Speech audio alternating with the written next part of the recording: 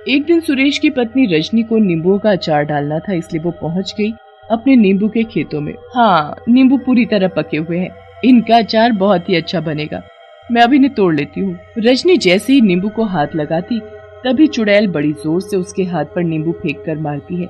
आह! ये नींबू किसने मारा मुझे? खेत में कोई है क्या? आवाज क्यों नहीं देते? पता नहीं कोई है भी कि नहीं। रजनी फिर से नींबू तोड़ने लगती है। नींबू तोड़कर वो जा ही रही होती है कि चुड़ैल उसके हाथों से सारे नींबू गिरा देती है। रजनी चुड़ैल को देखकर भागने की कोशिश करती है, पर चुड़ैल उसे पैर मारकर नीचे गिरा देती है।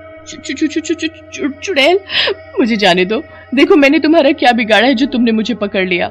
छोड़ दूं? जाने दूं? एक तो तुम मेरे खेत से मेरे प्यारे नींबुओं को चुरा कर ले जा रही हो और बोलती हो कि मैंने कुछ नहीं किया। मैं तो बस अचार बनाने के लिए नींबू लेने आई थी और कुछ नहीं। आओ, आज मैं तुम्हें अचार नहीं जूस पिलाती हूँ। रजनी के सीने पर बैठकर चुड़ैल उसके मुंह में जबरन नींबू निचोड़े जा रही थी, एक के बाद एक। नींबू का इतना रस मुंह में जाने के बाद रजनी कुछ बोल नहीं पाती और खांसने लगती है। उसके बाद रजनी हमेशा के लिए अपनी आवाज खो बैठती है और कभी बोल नहीं पाती। एक दिन गांव के कुछ लोग सुरेश के घर जाते हैं।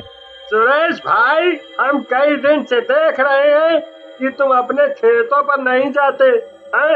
अगर तुम खेतों पर नहीं जाते तो कौन हमें आते जाते नींबू मारता है? बोलो। हम लोग जब आवाज लगाते हैं तो कोई दिखाई नहीं देता। आखिर बात क्या है? क्या तुम्हारी जगह कोई और तुम्हारे खेतों की देखभाल करता है? अगर कोई देखभाल करता भी है तो उसे समझा दो कि हमें नींबू से ना मारे, नहीं तो तुम्हारे लिए अच्छा नहीं होगा। मैं तो डर के मारे अपने खेतों में नहीं जाता। कहीं मेरे पीछे किसी ने मेरे खेतों पर कब्जा तो नहीं कर लिया?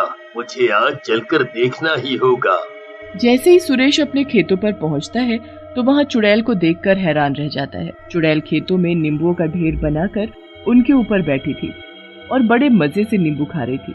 पूरा गांव उसके चारों तरफ था। तभी चुड़ैल नींबू उठा कर लोगों पर मारने लगती है। सभी अपनी जान बचाने के लिए इधर उधर भागने लगते हैं। तभी एक नींबू भोला के माथे पर जाकर लगता है।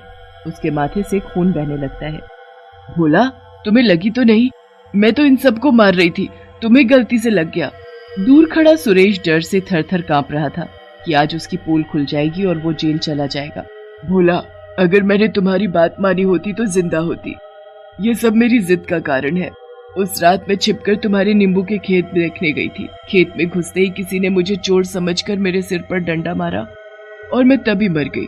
वो जो उधर खड़ा है ना, उसने मारा है मुझे और मुझे वहाँ खेत में ही गाड़ दिया। इसलिए मैं कभी खेतों से बाहर नहीं निकली। रेखा, ये तुमने क्या किया?